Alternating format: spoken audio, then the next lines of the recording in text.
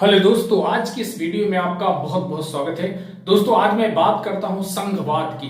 संघवाद क्या है, इसके कौन कौन से प्रकार हैं, संघात्मक सरकार कैसी सरकार होती है, इस सब के बारे में डिस्कस करूंगा, तो पूरा वीडियो आप ध्यान से देखिए।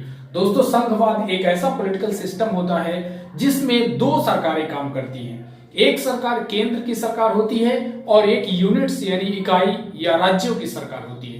दोनों के बीच शक्तियों का बंटवारा किया जाता है। ऐसी सरकारों को हम संघात्मक सरकार कहते हैं और ऐसे पॉलिटिकल सिस्टम को हम संघवाद कहते हैं।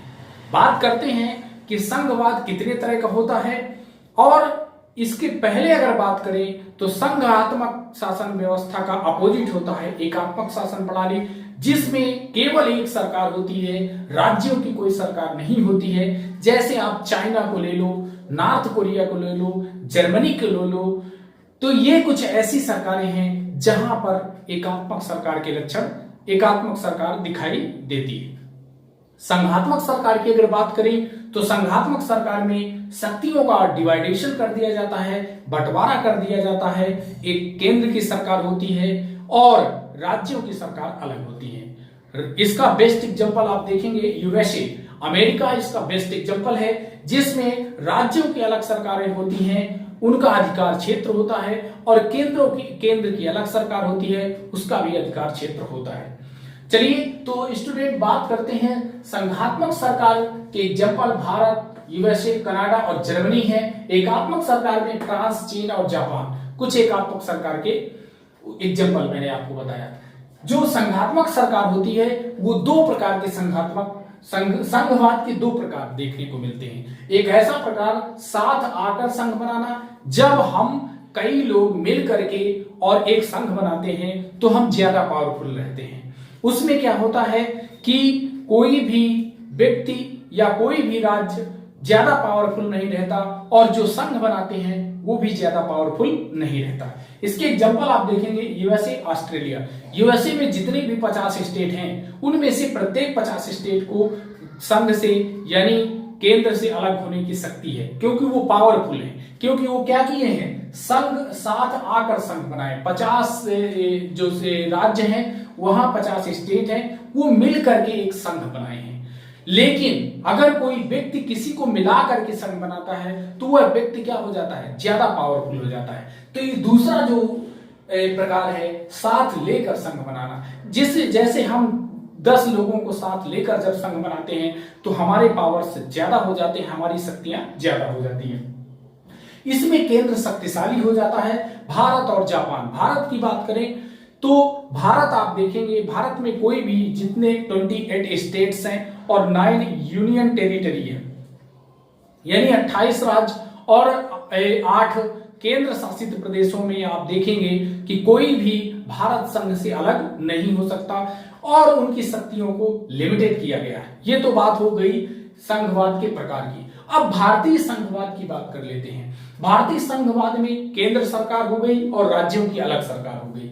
केंद्र सरकार में आप देखोगे कि सरकार में विधायिका, कार्यपालिका और न्यायपालिका, ये तीनों काम करते हैं। विधायिका जिसे हम संसद कहते हैं, संसद के 2 सदन हैं, लोकसभा, राज्यसभा, और संसद के 3 अंग हैं, लोकसभा, राज्यसभा और प्रेसिडेंट यानी राष्ट्रपति। ये तीनों मिलकर के विधायिका का निर्माण करते हैं। इसका काम है कानूनों का निर्माण करना।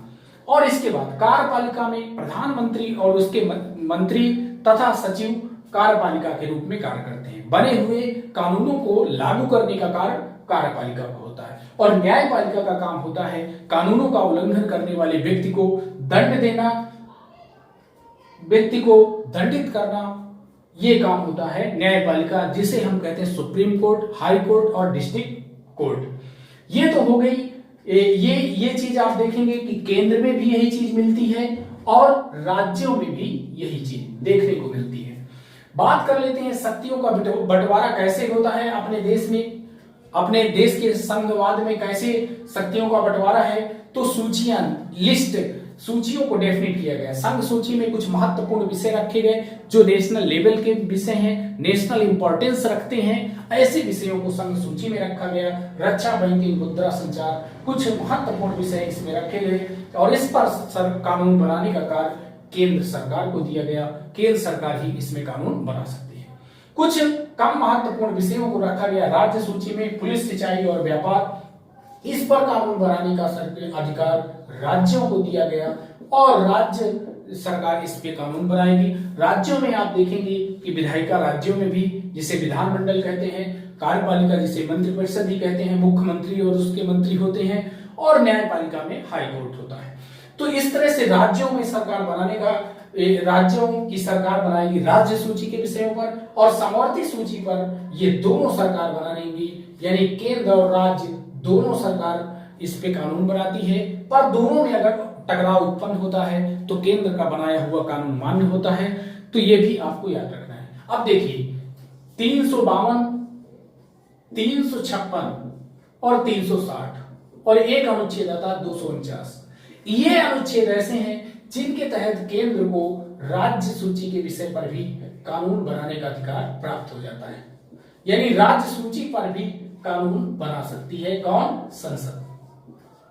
देखिए 352 क्या है? जब बाह्य आक्रमण हो जाए, युद्ध हो जाए या सशस्त्र विद्रोह हो जाए तो प्रेसिडेंट रूल लागू हो जाता है, राष्ट्रपति शासन लागू हो जाता है, राष्ट्रपति इमरजेंसी लागू कर देता है। तो ये इसके आधार पर किसी भी राज्य सूची के विषय पर केंद्र सरकार कानून बना लेती है। दूसरा 356, जब संवैधानिक तंत्र विफल हो जाता है, यानी जब राज्यों में सरकार गिर जाती है और सरकार बनाना मुश्किल हो जाता है, तो 356 के तहत राष्ट्रपति शासन लागू हो जाता है। किसी भी राष्ट्र में, किसी भी राज्य में राष्ट्रपति शासन लागू हो जाता है।